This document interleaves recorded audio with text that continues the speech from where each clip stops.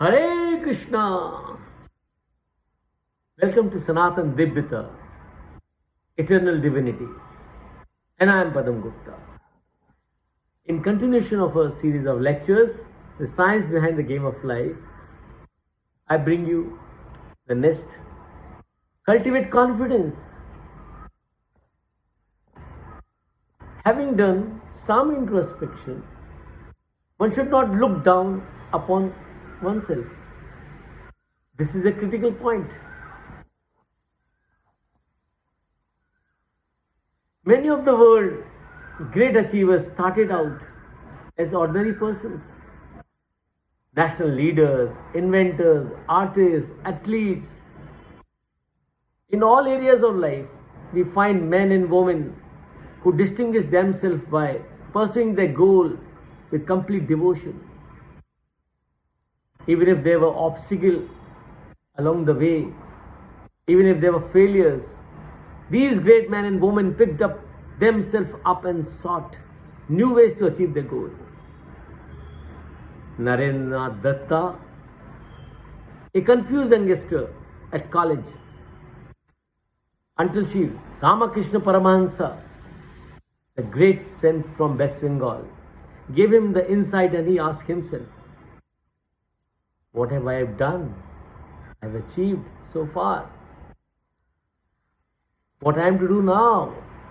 Thus he became Swami Vivekananda, the immortal line of Vedanta, renowned not only in the East but also the West.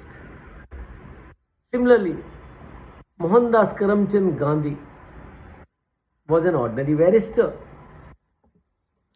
He was not born as a politician or to do a well-established dynasty of politicians. How did he become such a great man?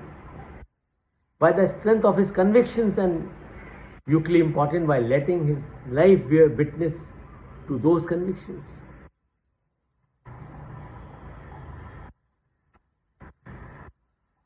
The Lord Krishna says in Bhagavad Gita, let a man lift himself by his own self alone, and let him not lower himself. For this self alone is a friend of oneself, and this self alone is the enemy of oneself. In other words,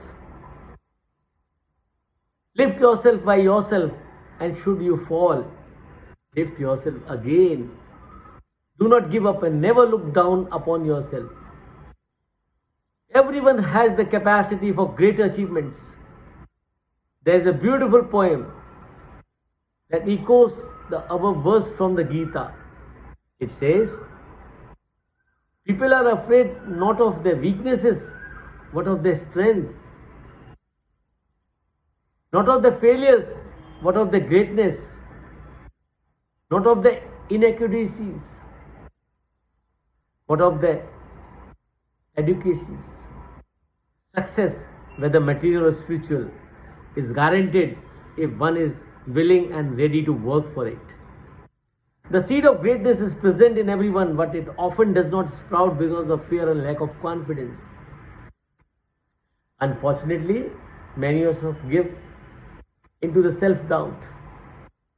Even when we have a lofty goal in life and we wish to pursue, we compromise, hold back, blend in, we allow ourselves to become captives of peer pressure and social opinion. We tolerate or even create an environment of negativity and small-mindedness, of tunnel visions and underground mechanisms. Sometimes we even join the fray in dragging others down by criticism and by sheer criticism. But how one holds one balance in the face of such onslaught is itself a challenge and achievement waiting to be claimed. Everyone seeks peace and happiness.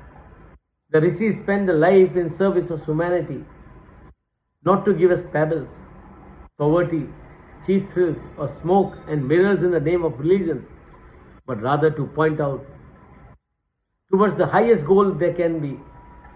Go for the best, go for the infinite.